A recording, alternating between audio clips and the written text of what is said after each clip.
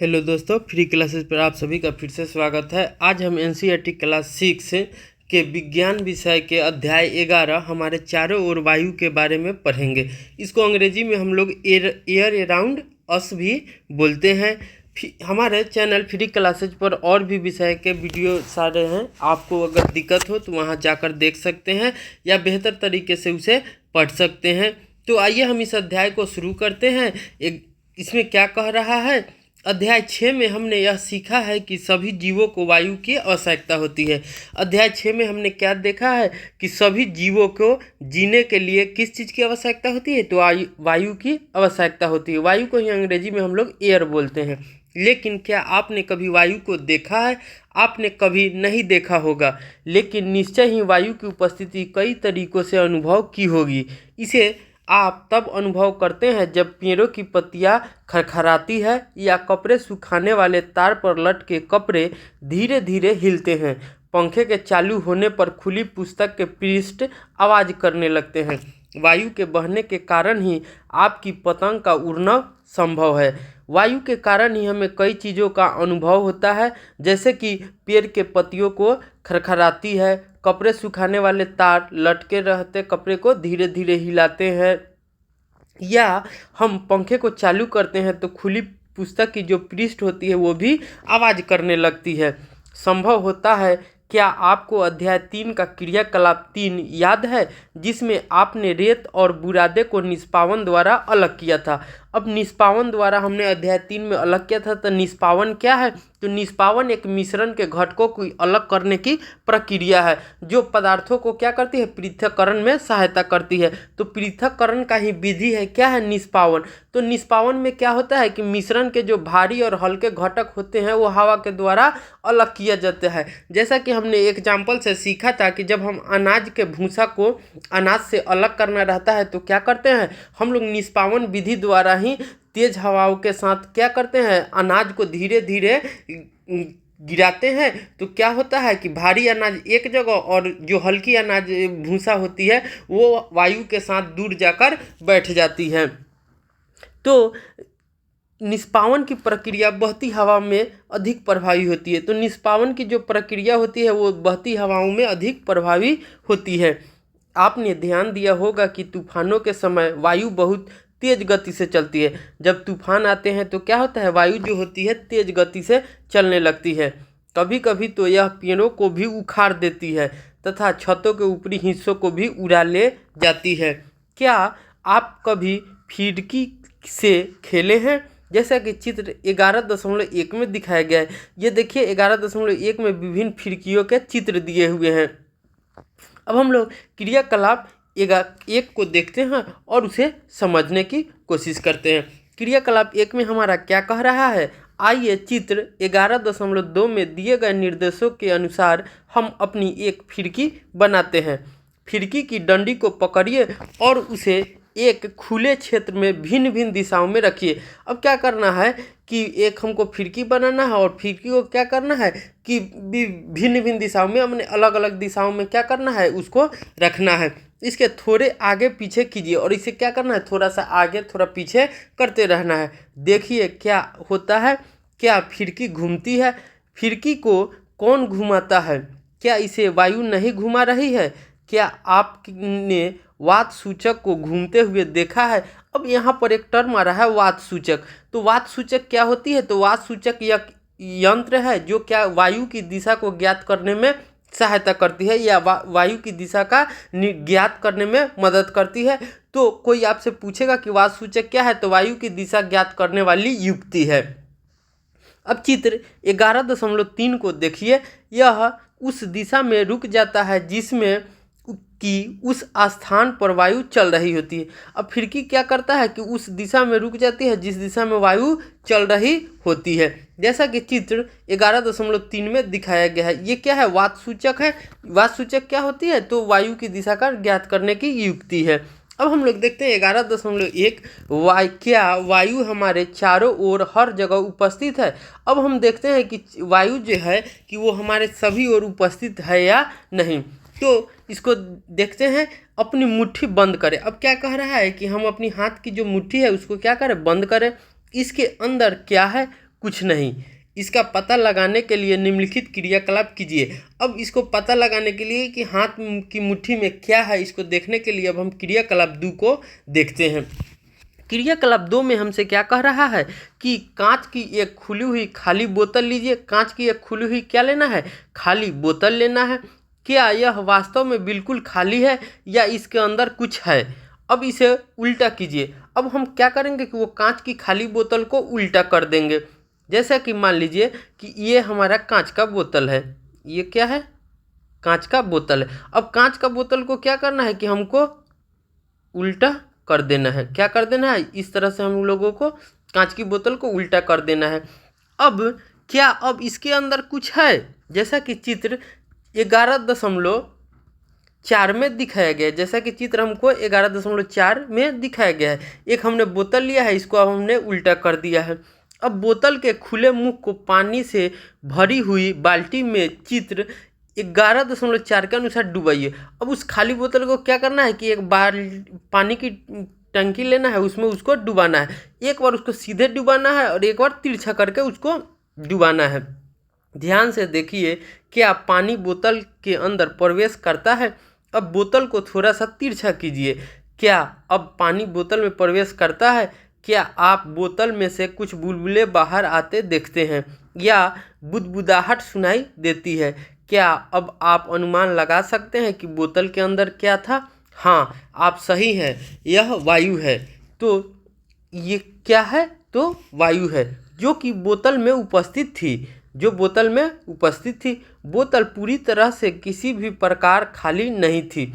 बोतल किसी भी तरह से खाली नहीं थी। क्यों, क्योंकि बोतल में वायु भरा हुआ था। वास्तव में इसे उलटने पर भी यह पूरी तरह से वायु से भरी हुई थी। इसलिए आप देखते हैं कि जब बोतल उल्टी स्थिति में होती है, पानी बोतल में प्रवेश नहीं करता, क्योंकि वायु के निकलने के लिए कोई जगह नहीं होती। जब हम देखे हैं कि पानी बोतल को जब हम उल्टी स्थिति में रखते हैं तो क्या होता है, पानी उसके अंदर प्रवेश नहीं करता है। क्यों, क्योंकि वायु पहले से ही उस बोतल में भरी हुई होती है कि और उस वायु को निकलने के लिए कोई जगह नहीं होती है। लेकिन जब बोतल को तिरछा करते हैं तो वायु बुलबुले के रूप में बाहर निकल जाती है। लेकिन जैसे ही हमने देखा क्रियाकलाप में कि जैसे ही मैंने बोतल को तिरछा किया तो क्या हुआ, वायु बुलबुले के रूप में बाहर निकल जाते हैं और उस खाली स्थान को पानी भरने लगता है। वायु के निकलने से खाली हुए भाग में पानी भर जाता है।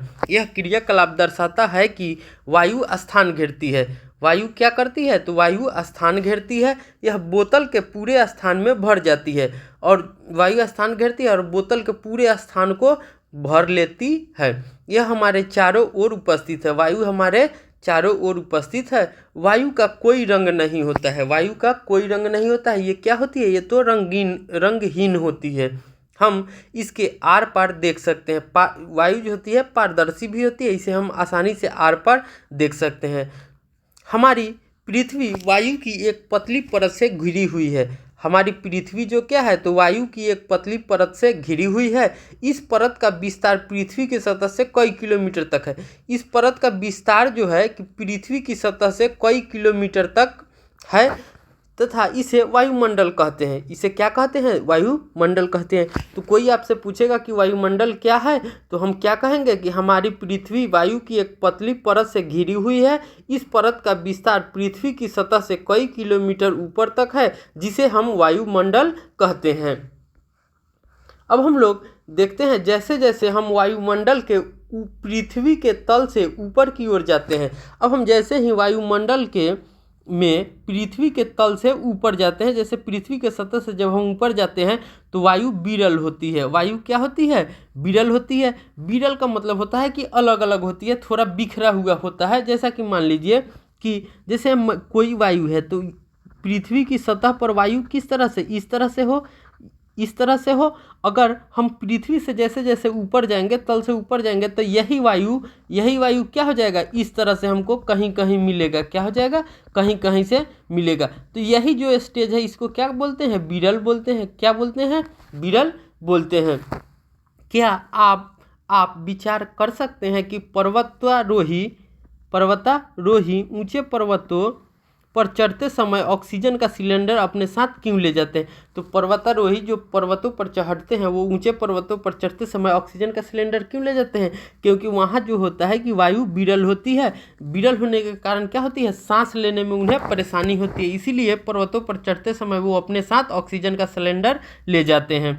अब 11.2 वायु किससे बनी है? अब वायु किससे बनी है इसको हम लोग समझते हैं। 18वीं शताब्दी तक लोग सोचते थे कि वायु केवल एक ही पदार्थ का है। 18वीं शताब्दी तक लोग क्या सोचते थे? कि वायु केवल एक ही पदार्थ है। प्रयोगों से यह सिद्ध हो गया कि वास्तव में ऐसा नहीं है। अब प्रयोग से ये सिद्ध हो गया कि वायु जो होते हैं कि केवल एक पदार्थ के ही नहीं होते हैं। वास्तव में ऐसा नहीं है। वायु अनेक गैसों का मिश्रण है। वायु क्या है? तो ये अनेक गैसों का मिश्रण है। वायु में अनेक गैस उपस्थित रहते हैं। यह मिश्रण किस प्रकार का है? आइए एक एक करके इस मिश्रण के मुख्य अवयव के बारे में पता लगाते हैं। अब देखिए, वायु में जो अवयव होते हैं उसको हम लोग मुख्य रूप से कैसे पता लगाएंगे? तो हमारा पहला है जलवाष्प। क्या होता है वायु में? जलवाष्प होता है। तो जलवाष्प को हम लोग देखते हैं। हमने पहले पढ़ा है कि वायु में जलवाष्प विद्यमान होती है। विद्यमान माने रहता है। हमने यह भी देखा है कि जब वायु किसी ठंडे पृष्ठ के संपर्क में आती है तो इसमें उपस्थित जलवाष्प ठंडित होकर संघनित हो जाते हैं। अब जैसे कि मान लीजिए पानी है, वो पानी को जब हम लोग गर्म करते हैं, हीट करते हैं, तो वो क्या होती है? वो जलवाष्प बनने लगती है। जलवाष्प बनकर ऊपर वायु में उपस्थित रहती है, लेकिन जैसे ही वो ठंडे पृष्ठ के संपर्क में आती है तो वो आपस में जुड़ने लगती है। जैसे मान लीजिए एक पानी का टैब आपने लिया, एक पानी का टैब लिया, ये पानी का टैब, जब हम इसको हीट करते हैं, इसको हम लोग एक लैंप के सहारे से हीट करते हैं तो ये जो पानी के जो कण है वो क्या होते हैं? वाष्प बनकर उड़ने लगते हैं। वाष्प बनकर क्या होंगे? उड़ने लगेंगे। अब वाष्प बनकर ये वायु में उड़ने लगेंगे तो फिर इनका जहाँ ठंडे क्षेत्र मिलेगा तो वहाँ क्या होंगे? ये आपस में पृष्ठ एक दूसरे के पृष्ठ में, ये जैसे इधर इधर है तो ठंडे होकर क्या हो जाएंगे? आपस में ये एक दूसरे से संघनित होने लगते हैं। क्या होने लगते हैं? संघनित होने लगते हैं, माने ठंडे होकर आपस में जुड़ने लगते हैं, मिलने लगते हैं। तथा जल की बूंद ठंडे पृष्ठ पर दिखाई देती है। प्राकृतिक में जल चक्र के लिए वायु में जलवाष्प का उपस्थित होना अनिवार्य है। अब प्राकृतिक में जो है कि प्राकृतिक में जल चक्र के लिए वायु का जलवाष्प का उपस्थित होना बहुत ही जरूरी है। उपस्थित होना बहुत ही जरूरी है। अब हमारा दूसरा है ऑक्सीजन। क्या है? ऑक्सीजन। अब ऑक्सीजन को क्रियाकलाप 3 के द्वारा हम लोग बेहतर तरीके से समझते हैं। अपने शिक्षक की उपस्थिति में एक समान लंबाई की 2 मोमबत्तियां मेज पर लगाइए। अब हमको जैसा कि चित्र 11.6 में दिखाया गया है, इसमें क्या करना है? एक मेज है, मेज पर हमने 2 मोमबत्तियां लिया और एक कांच का गिलास, इन्हें जला ले। अब क्या करना है कि जो हमने 2 मोमबत्तियां लिया है उनको हम क्या करेंगे? एक एक करके जला लेंगे। इनमें से एक मोमबत्ती पर कांच का गिलास उल्टा करके रख दीजिए। अब क्या करना है कि एक मोमबत्ती, जैसे कि ये 2 मोमबत्ती है तो एक मोमबत्ती पे हम क्या करेंगे? कांच का गिलास उल्टा कर उसको ढक देंगे। दोनों मोमबत्तियों को ध्यान से देखें, क्या दोनों मोमबत्तियां लगातार जलती रहती है या बुझ जाती है? आप देखेंगे कि जो मोमबत्ती गिलास से ढकी थी वह कुछ देर बाद बुझ जाती है, जबकि दूसरी मोमबत्ती जलती रहती है। इसका क्या कारण है? तो इसका कारण ये है कि जो पहली मोमबत्ती जिसको हमने गिलास से ढका था वो उसको जो है कि वायु नहीं मिला, तो वायु की अनुपस्थिति के कारण वो बुझ जाती है। ऐसा प्रतीत होता है कि गिलास से ढकी मोमबत्ती इसलिए बुझ जाती है, गिलास से ढकी मोमबत्ती इसलिए बुझ जाती है क्योंकि वायु का वह घटक जो मोमबत्ती को जलने में सहायक होता है वह सीमित है और मोमबत्ती जलने से कुछ ही देर बाद समाप्त हो जाता है, जबकि दूसरी मोमबत्ती को लगातार वायु मिलती रहती है। जबकि दूसरी मोमबत्ती को क्या है? वो ढक्कन नहीं खुला रहता है तो उसे लगातार वायु मिलती रहती है। वायु का वह घटक जो जलने में सहायक होता है वह ऑक्सीजन कहलाता है। वायु का वह घटक जो जलने में सहायक होता है क्या कहलाता है? ऑक्सीजन कहलाता है। ऑक्सीजन को हम लोग O2 के द्वारा इंडिकेट करते हैं। अब हमारा तीसरा क्या है? नाइट्रोजन है। क्या है? नाइट्रोजन। नाइट्रोजन को हम लोग N2 के द्वारा इंडिकेट करते हैं। किसके द्वारा? N2 के द्वारा, ये इसका संकेत है। अब हम लोग देखते हैं मोमबत्ती के बुझने के बाद भी क्या आपने यह देखा कि वायु का एक बड़ा भाग अब भी गिलास में शेष रह जाता है। यह सूचित करता है कि वायु के कुछ अवयव जलने में सहायक नहीं होते हैं। वायु का यह एक बड़ा भाग जो मोमबत्ती के जलने में उपयोग नहीं हुआ, नाइट्रोजन कहलाता है। ठीक है, मोमबत्ती को जलने में जो उपयोग नहीं हुआ है वो क्या कहलाता है? नाइट्रोजन कहलाता है। अब हमारा आगे क्या है? Carbon dioxide. कार्बन डाइऑक्साइड को हम लोग जो सूत्र होता है क्या होता है? तो CO2। कार्बन डाइऑक्साइड का सूत्र क्या है? CO2। एक बंद कमरे में जब कोई पदार्थ जल रहा होता है तो शायद आपने घुटन महसूस की होगी। यह घुटन कमरे में कार्बन डाइऑक्साइड की अधिक मात्रा एकत्र होने के कारण हुई, जो कि लगातार किसी वस्तु के जलने के कारण बनती है। अब जो CO2 है, कार्बन डाइऑक्साइड है, वो किसी वस्तु के लगातार जलने से बनती है। किसी वस्तु के लगातार जलने से CO2 का मात्रा अधिक बन जाता है, जिससे हमको कमरे में घुटन महसूस हो रही है। हमारे चारों ओर की वायु का एक छोटा अवयव कार्बन डाइऑक्साइड है। हमारे चारों ओर जो वायु होते हैं उसमें एक छोटा सा उसका कंपोनेंट है कार्बन डाइऑक्साइड। यह सलाह दी जाती है कि फसलों के अवशेष तथा सूखी पत्तियों को नहीं जलाना चाहिए।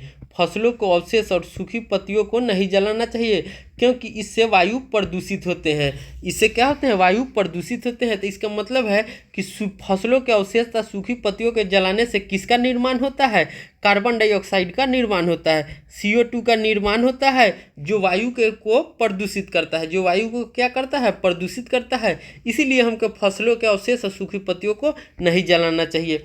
अब हमारा वायु का जो है कि कंपोनेंट क्या होता है? एक धूल और धुआं, धूल तथा धुआं। ईंधन तथा पदार्थों के जलने से धुआं भी उत्पन्न होता है। ईंधन, फ्यूल, जो हम लोग बाइक, मोटर कार, बस, रेल, ये सब में जो ईंधन यूज होता है उसको जलने से भी क्या होते हैं? धुआं उत्पन्न होता है। धुएं में कुछ गैसें एवं सूक्ष्म धूलकण होते हैं।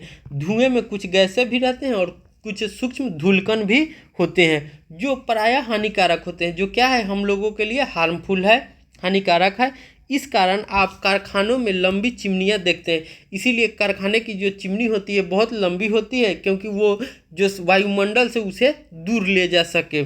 ये चिमनियां हानिकारक धुएं गैसों को हमारी नाक से तो दूर ले जाती है, लेकिन आकाश में उड़ते हुए पक्षियों के बिल्कुल नज़दीक ले जाती है। वायु में धूलकण सदैव उपस्थित होते हैं। वायु में जो है कि धूलकण जो होते हैं कि हमेशा उपस्थित होते हैं। वायु में क्या होते हैं? धूलकण हमेशा उपस्थित होते हैं। अब हम क्रियाकलाप 4 को देखते हैं।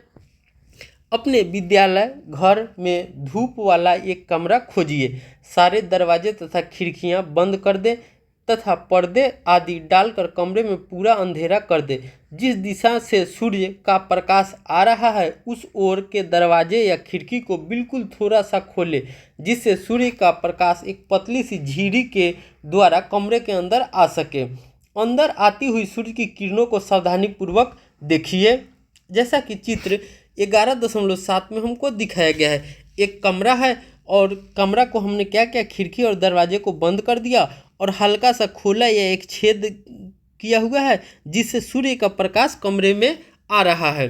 क्या आप यह देखते हैं कि सूर्य की किरणों में कुछ छोटे छोटे चमकीले कण तेजी से घूम रहे हैं? और इस सूर्य के प्रकाश को जब हम लोग देखते हैं तो इसमें क्या होते हैं कि छोटे छोटे झूलकण जो रहते हैं वो हमेशा तेज गति से घूम रहे होते हैं। ठीक है, इसको हम लोग अपने घर में भी देख सकते हैं। ये कण क्या है?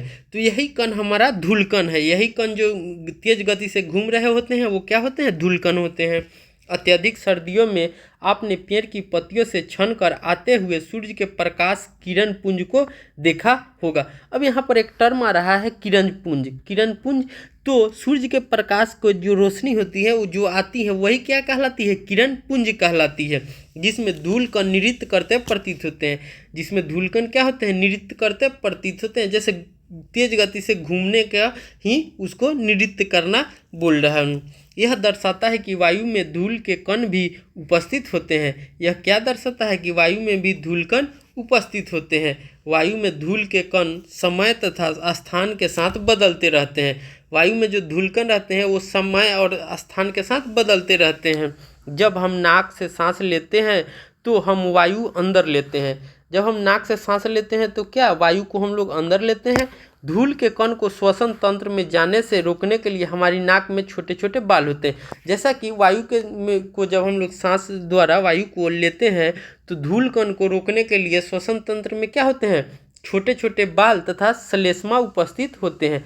हमारी नाक में क्या होंगे, छोटे छोटे बाल तथा श्लेष्मा उपस्थित होंगे। श्लेष्मा क्या होता है, तो श्लेष्मा एक तरह से कफ या बलगम है, जो हम लोग गंदी सांसें जो अंदर चली जाती है तो वो बलगम के द्वारा या कफ के द्वारा बाहर निकलती है। वही विज्ञान की भाषा में उसे श्लेष्मा बोलते हैं। क्या आप उस पल को याद कर सकते हैं जब आपके अभिभावक ने आपको मुंह से सांस लेने के कारण डांटा हो। अगर आप मुंह से सांस लेंगे तो हानिकारक धूल के कण आपके शरीर में प्रवेश कर जाएंगे। जब हम मुंह खोलकर सांस लेते हैं तो क्या होंगे, उसमें जो उपस्थित हानिकारक धूल कण होते हैं वो हमारे शरीर में प्रवेश कर जाएंगे। इसी से हम यह निष्कर्ष निकालते हैं कि वायु में कुछ गैसें, जलवाष्प, धूल के कण विद्यमान होते हैं। वायु में मुख्यतः नाइट्रोजन, ऑक्सीजन, थोड़ी मात्रा में कार्बन डाइऑक्साइड तथा इससे भी कम मात्रा में अन्य गैसों का मिश्रण होता है। तो हमने यहाँ क्या देखा कि वायु में क्या क्या होती हैं। तो वायु में मुख्यतः क्या होते हैं, तो नाइट्रोजन होते हैं, ऑक्सीजन होते हैं, थोड़ी मात्रा में कार्बन डाइऑक्साइड होंगे, इससे भी कम मात्रा में क्या होते हैं, अन्य गैसों का मिश्रण रहता है। इसी में धूलकण या धुआं आते हैं। तथापि वायु की संरचना में स्थानीय भिन्नता हो सकती है। हम देखते हैं कि वायु में ऑक्सीजन तथा नाइट्रोजन की मात्रा अधिक होती है। वायु में जो है कि ऑक्सीजन और नाइट्रोजन की मात्रा अधिक होती है। जैसे कि हम लोग वायु में जो होते हैं नाइट्रोजन जो होते हैं 78% होते हैं। वायु में नाइट्रोजन कितने होते हैं, 78% होते हैं। और वायु में ऑक्सीजन जो होते हैं 21% होते हैं। और जो अन्य गैसें रहते हैं, कार्बन डाइऑक्साइड, जलवाष्प, दूसरी गैसें, ये 1% होती है। कितना होता है, तो ये 1% होती है। वास्तव में ये दोनों गैसें मिलकर वायु का 99% भाग बनाती है। नाइट्रोजन और ऑक्सीजन ये दोनों गैसें मिलकर वायु का कितना भाग बनाती है, तो 99% भाग बनाती है। शेष 1% में कार्बन डाइऑक्साइड, कुछ अन्य गैसें एवं जलवाष्प होती है। चित्र 11.9 में देख सकते हैं। इस चित्र में हम लोग देख लिए हैं। अब हमारा आगे क्या कह रहा है कि पानी तथा मिट्टी में रहने वाले जीवों और पौधों को ऑक्सीजन कैसे मिलती है।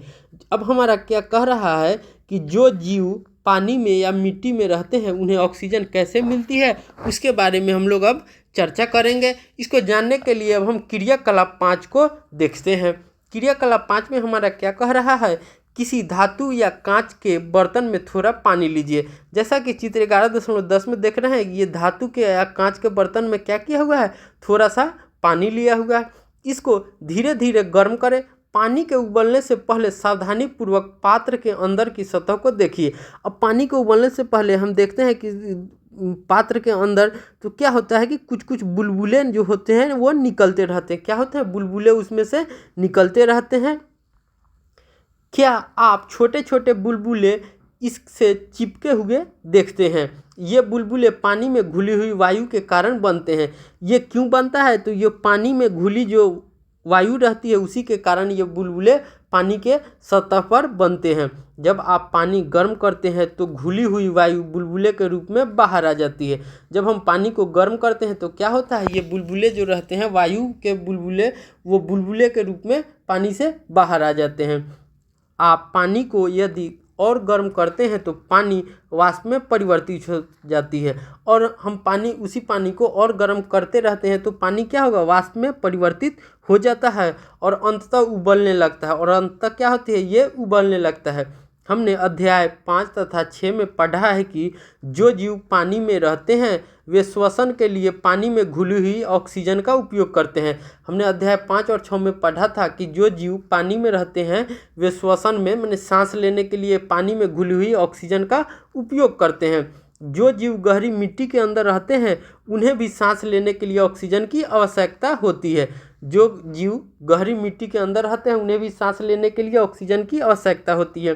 क्या ऐसा नहीं है? तो ऐसा ही है। वे श्वसन क्रिया के लिए आवश्यक वायु कहाँ से प्राप्त करते हैं?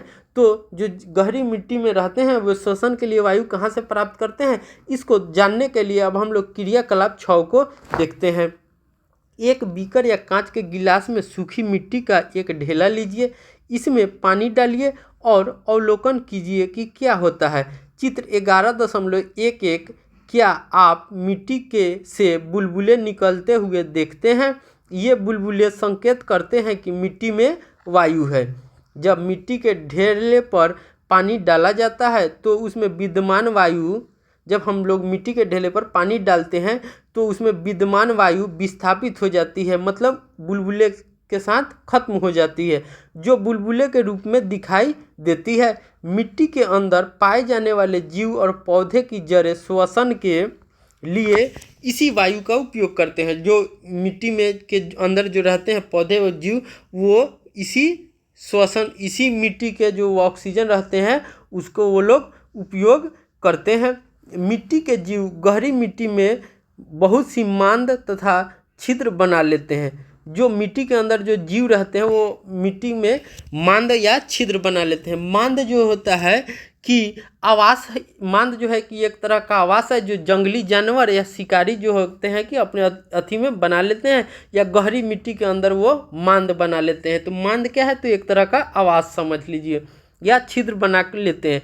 इन छिद्रों के द्वारा वायु को अंदर और बाहर जाने के लिए जगह उपलब्ध हो जाती है। इन छिद्रों के द्वारा ही वायु को अंदर बाहर जाने के लिए रास्ता उपलब्ध हो जाती है। लेकिन जब भारी वर्षा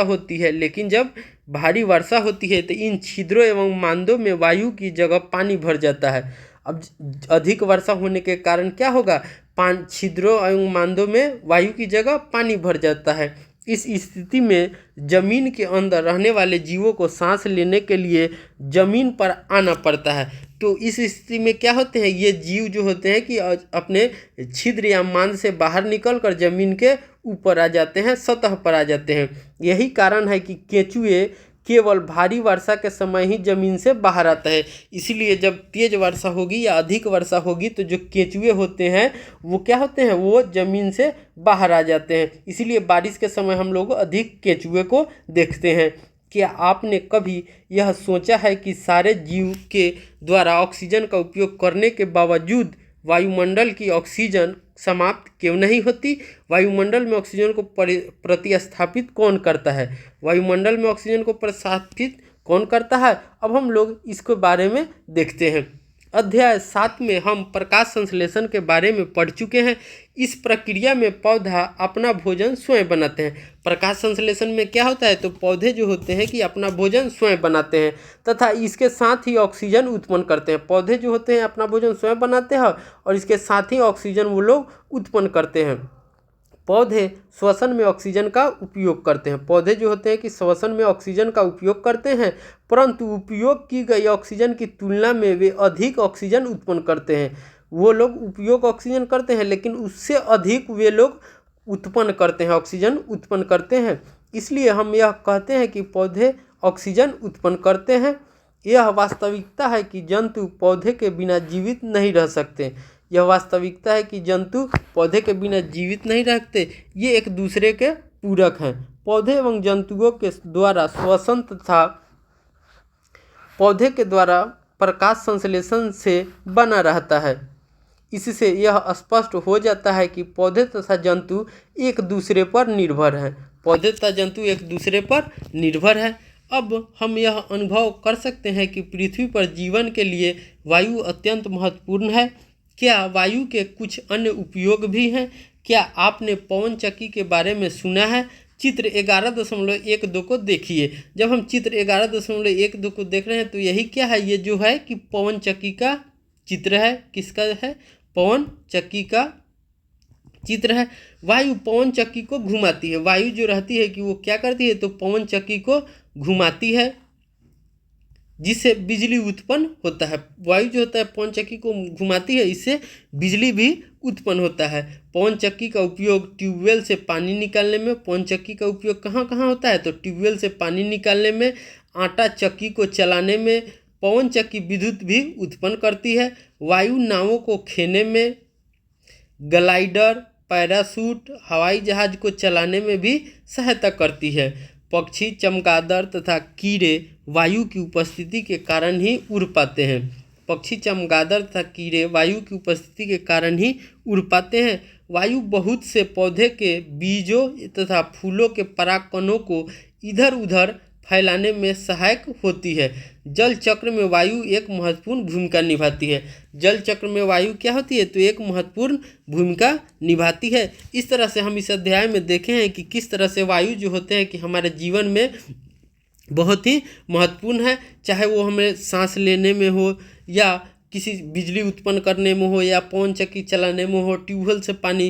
तो एक तरह से वायु के बिना हम अस्तित्व में नहीं रहेंगे। तो हमारे जीवन में जो है कि वायु का बहुत ही महत्वपूर्ण रोल है, क्योंकि हमको सांस भी इसी वायु में उपस्थित ऑक्सीजन के द्वारा हम लोग लेते हैं।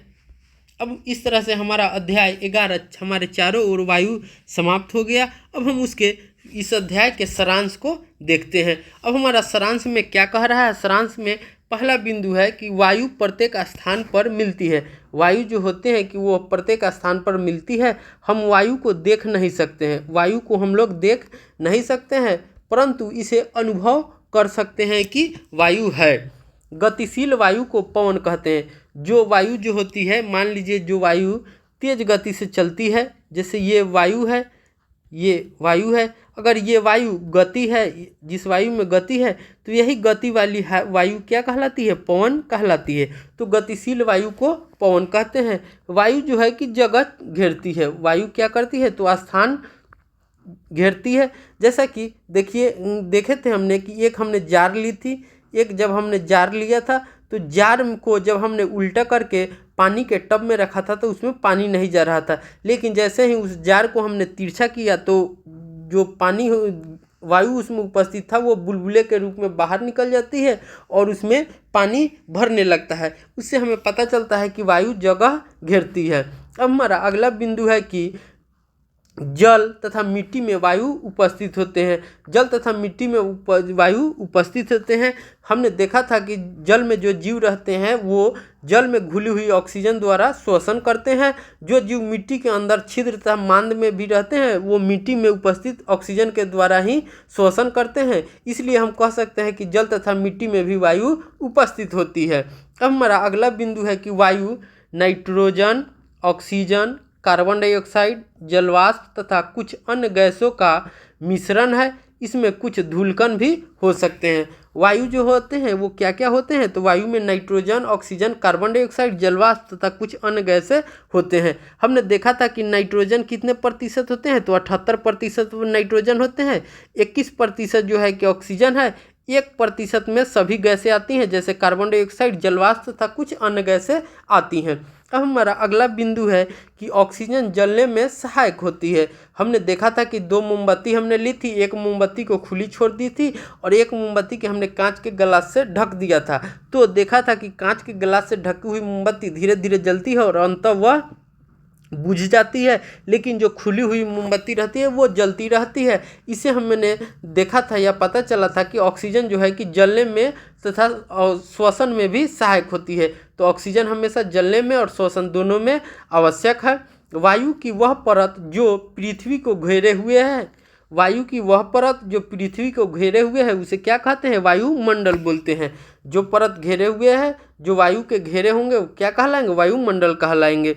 पृथ्वी पर जीवन के लिए वो वायुमंडल आवश्यक है। अगर हमें पृथ्वी पर रहना है, जीना है, तो वायुमंडल क्या है, बहुत ही इम्पोर्टेंट है। वो होना ही चाहिए, तभी हम लोग जी सकते हैं, नहीं तो नहीं जी पाएंगे। क्यों? क्योंकि उसी वायुमंडल में विभिन्न गैसों को पाया जाता है जो हमारे श्वसन क्रिया में बहुत ही सहायक है या ज्वलन में सहायक होते हैं। अब हमारा अगला बिंदु है कि जलीय प्राणी श्वसन के लिए जल में घुली हुई वायु का उपयोग करते हैं। जो जलीय जीव होते हैं या जलीय प्राणी होते हैं वह श्वसन के लिए जल में घुली हुई वायु का उपयोग करते हैं। वायु से ऑक्सीजन तथा कार्बन डाइऑक्साइड के आदान प्रदान के लिए पौधे तथा जंतु एक दूसरे पर निर्भर होते हैं। अगला हमारा बिंदु क्या है कि वायु से ऑक्सीजन तथा कार्बन डाइऑक्साइड के आदान प्रदान के लिए पौधे तथा जंतु एक दूसरे पर निर्भर होते हैं। इस तरह से अध्याय 11 हमारे चारों ओर वायु समाप्त हो गया। उम्मीद है आप लोगों को बेहतर तरीके से समझ में आया होगा। अगर फिर भी कोई आपको समस्या हो रही है या समझने में कहीं दिक्कत है तो आप हमारे कमेंट सेक्शन में लिख सकते हैं, उसे और भी बेहतर तरीके से समझ में बताएंगे। उम्मीद है मिलते हैं अगले वीडियो में, तब तक के लिए बाय।